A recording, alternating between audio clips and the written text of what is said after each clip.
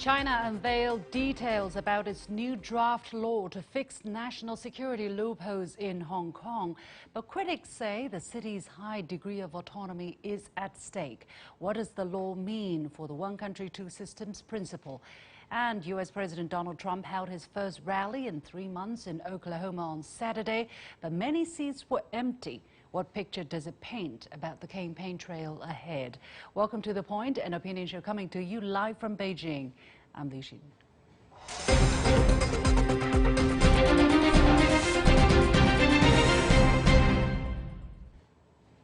A draft law on safeguarding national security in the Hong Kong Special Administrative Region was reviewed by China's top legislature last week. The draft specifies that Beijing has fundamental responsibility, quote-unquote, and the Hong Kong SAR has, quote-unquote, constitutional responsibility for safeguarding national security. The SAR's Secretary for Justice has explained the law will only target an extremely small minority of criminals who endanger national security. But the idea of such a law has drawn much concern and criticism about possible erosion of the high degree of autonomy that Hong Kong has been enjoying. As leaders from China and Europe meet virtually in the summit Monday, how much will Hong Kong matter in the conversation? I'm joined from Beijing via Skype by Cui Hongjian, Director of the Department of European Studies at the China Institute of International Studies, and from Hong Kong by Lawrence Ma, who is barrister and chairman of the Hong Kong Legal Exchange Foundation. Gentlemen, welcome to The Point. Mr. Ma, let me go to you first. Now, critics say the new law will jeopardize Hong Kong's high degree of autonomy from the rest of the country. Can granting the central government fundamental responsibility be interpreted as overriding Hong Kong's legal system, taking away Hong Kong's autonomy? Well, under the two aspects, the administrative aspect of Hong Kong remains unchanged because the one country, two systems principle is still in place. Hong Kong people are running Hong Kong by ourselves. Our government is not run by officials coming from the mainland China. So we have our own system of government, and we have our own systems of civil servants who is now serving us. So the administrative system is not changed. Now, when you go to the legal system is still not changed because the common law system is still in place. The doctrine of precedence and as well as the common law system as distinguished from the civil law system, we are not using civil law codes. We are using common law precedents, and these precedents are gathered from Hong Kong and other common law jurisdictions. So as a result, there is no change in the administrative system and in the legal system in Hong Kong. Now, so if you look at national security, you understand that this is a concept of that the central government has ultimate responsibility. National security as per se means national security, not regional security. So as a result, the national government should have the ultimate responsibility to enact laws for Hong Kong's national security. But under the draft law, there are articles which stipulates that there will be institutions that will be set up in Hong Kong to enforce the law on an individual cases. There will also be a commission of safeguarding national security in Hong Kong, which will be chaired by the chief executive of the Hong Kong Special Administrative Region. And there will be a certain case, as I said, that will be reviewed in Hong Kong. So you were talking about the judicial system that will not be changed, but it seems that according to the draft law, there will be certain changes, although the people that will be affected by these changes only belong to an extremely small minority, according to Secretary of Justice. Well, you got to read the draft very carefully.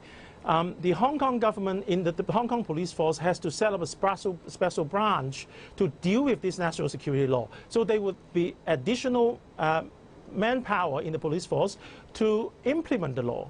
So we don't need anyone from the mainland China sending police officers in Hong Kong to enforce the law. And of course, the court would have a special court. There will be special judges that are appointed who specialize in national security areas to handle and to make decisions in relation to criminal charges under the law. There is no judges being sent by the mainland China to Hong Kong to be a judge here, because there's a totally two different legal system. So in that regard, you can be sure that legal enforcement in Hong Kong is by and large still remains the same as being handled by the additional manpowers in Hong Kong, and there is no cross-border legal enforcement or enforcements that Hong Kong people concerned. There should not be and would not be any cross-border enforcement. Well, looking at the draft, how can you persuade people that the central government in Beijing have actually taken into consideration the many different aspects of reality on the ground in Beijing while drafting this law, the many realities on the ground in Hong Kong while drafting this law in Beijing? Mr. Ma. Well, of course, we have the National People's Congress delegates, as well as we have 15, about 15 National People's Congress delegates. We have a number of Chinese People's Political Consultative Conference members in Hong Kong.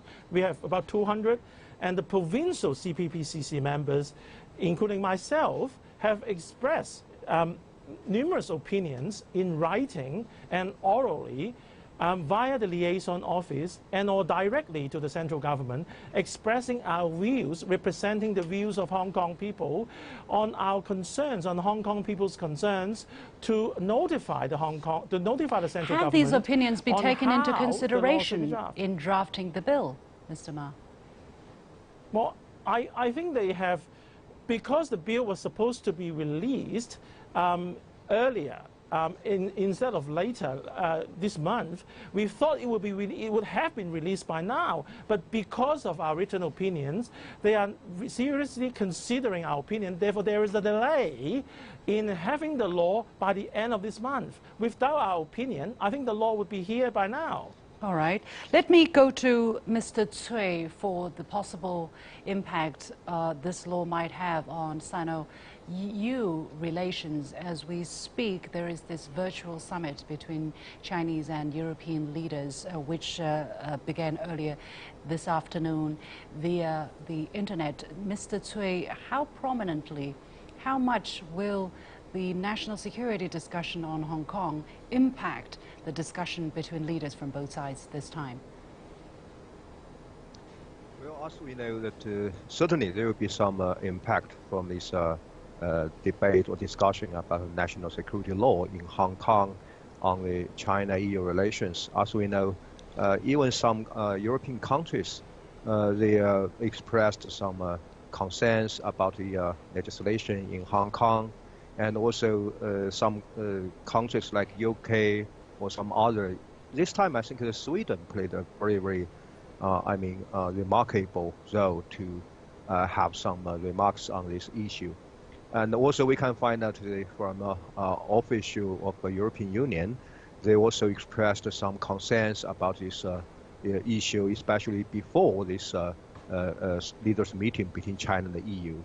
But I think that yes, on one side that maybe it's a very natural response from European Union side on this issue, because as we know, always we are worrying about that the willingness of Chinese government to uphold this one country, two system promise. But of course, on the other side, I don't think it's so big impact on China-EU relations. Because why not? Anyway, comparing with some other fields and corporations, I think that the Hong Kong issue is just a very little issue. Okay. And also at the same time, well, last Friday, the European Parliament passed a resolution on Hong Kong, suggesting that the EU should bring China to the International Court of Justice if Beijing imposes a national security law on Hong Kong, alleging that it will violate the Sino-British Joint Declaration and the International Convention on Civil and Political Rights.